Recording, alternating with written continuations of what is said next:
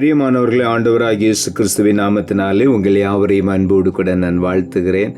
ஆண்டவர் கிருபையாய் நமக்கு கொடுத்த இந்த புதிய நாளுக்காக முதலாவது நாம் ஆண்டவருக்கு நன்றி சொல்லுவோம். கண்மலைகள் பெயர்க்கும்படியாய் கர்த்தர் உன்னை கரம் பிடித்தார். கண்மலைகள் பெயர்க்கும்படியாய் கர்த்தர் உன்னை கரம் பிடித்தார். காத்திருந்து பலனடைந்து கழுகு போல எழும்பிடுவாய். காத்திருந்து பலனடைந்து கழுகு போல எழும்பிடுவாய். நம்புவேன் இயேசுவை, நம்புவேன் இயேசுவை, நம்புவேன் இயேசுவை, நம்புவேன் இயேசுவை.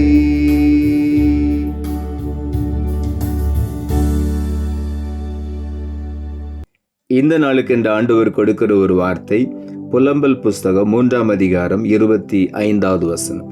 புலம்பல் 3:25. தமக்கு காத்திருக்கிறவர்களுக்கும் தம்மை தேடுகிற ஆத்துமாவுக்கும் கர்த்தர் நல்லவர். இந்த நாளில் ஆண்டுடைய வார்த்தை சொல்லுகிறது, கர்த்தருக்கு காத்திருக்கிற ஒவ்வொருவருக்கும் ஆண்டவர் நல்லவராக வெளிப்படுகிறார். கர்த்தரை தேடுகிற ஒவ்வொரு ஆத்துமாவுக்கும் கர்த்தர் நல்லவராக வெளிப்படுகிறார். ஆகவே இன்றைக்கு ஆண்டவருடைய நன்மையை நாம் பெற்றுக்கொள்ள வேண்டும். கர்த்தர் நமக்கு நல்லவராக வெளிப்பட்டு தம்முடைய நன்மையை நமக்கு கொடுக்க ஆயத்தமாயிருக்கிறார்.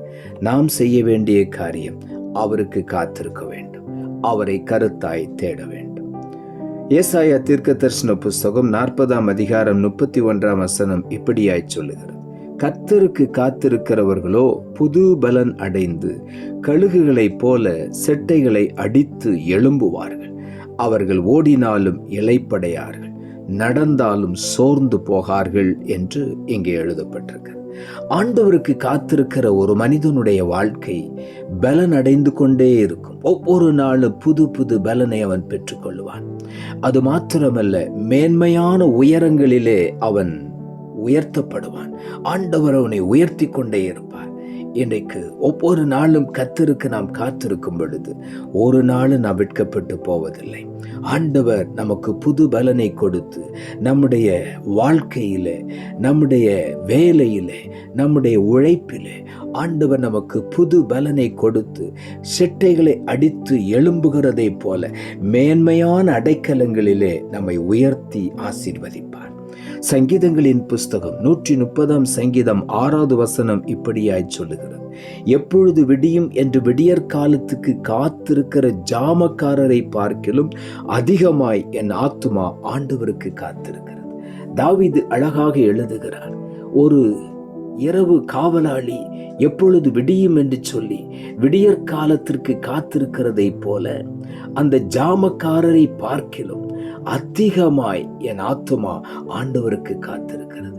எப்பொழுது விடியும் என்று விடியற் காலத்திற்கு காத்திருக்கிற ஒரு ஜாமக்காரரை பார்க்கிலும் அதிகமாய் எப்பொழுது ஆண்டவருடைய சமூகத்திலே நான் போவேன், எப்பொழுது அவரை தரிசிப்பேன் என்று சொல்லி அதிகாலையில் என்னை தேடுகிறவர்கள் என்னை கண்டு கொள்வார்கள் என்று சொன்ன அந்த நல்ல தெய்வத்தை நான் காலையிலே நேரப்பட எழுந்து தேட வேண்டும் என்று சொல்லி இரவெல்லாம் விழித்திருந்து விடியற்காலம் எப்பொழுது வரும் என்று விடியற்காலத்துக்கு காத்திருக்கிற ஜாமக்காரரிலும் அதிகமாய் ஆண்டவருக்கு நான் காத்திருப்பேன் என்று சொல்லுகிறார்.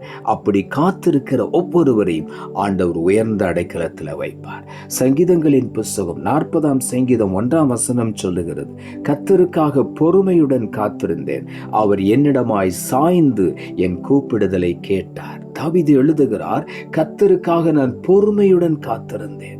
ஆண்டவருக்கு காத்திருக்கிற காரியத்திலே நாம் அவசரப்படவே வேண்டாம், பொறுமையோடு காத்திருப்போம். நம்பிக்கையோடு காத்திருப்போம். நான் காத்திருக்கிற ஒவ்வொரு மணித்துளிகளும் என்னுடைய வாழ்க்கையில ஒரு நாளும் வீணாய் போகாது. நான் காத்திருக்கிறபடியினாலே வெட்கப்பட்டு போக மாட்டேன். கர்த்தருக்கு காத்திருக்கிறபடியினாலே என்னுடைய நிலையை ஆண்டவர் உயர்த்துவார்.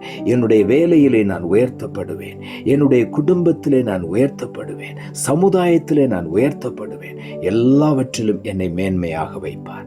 சங்கீதங்களின் புஸ்தகம் 63 சங்கீதம் 1 சொல்லுகிறது, தேவனே, நீர் என்னுடைய தேவன், அதிகாலமே உம்மை தேடுகிறேன். வறண்டதும் விடாய்த்ததும் தண்ணீரற்றதுமான நிலத்திலே என் ஆத்துமா உம்மேல் தாகமாயிருக்கிறது, என் மாம்சமானது உம்மை வாஞ்சிக்கிறது என்று தாவீது எழுதுகிறார். அதிகாலமே உம்மை தேடுகிறேன். வறண்டு விடாய்த்து போன, தண்ணீரற்று காய்ந்து போன ஒரு நிலம் தண்ணீருக்கு எப்படி தாகமாயிருக்கிறதோ அதே போல என் ஆத்துமா உம்மேல் தாகமாயிருக்கிறது.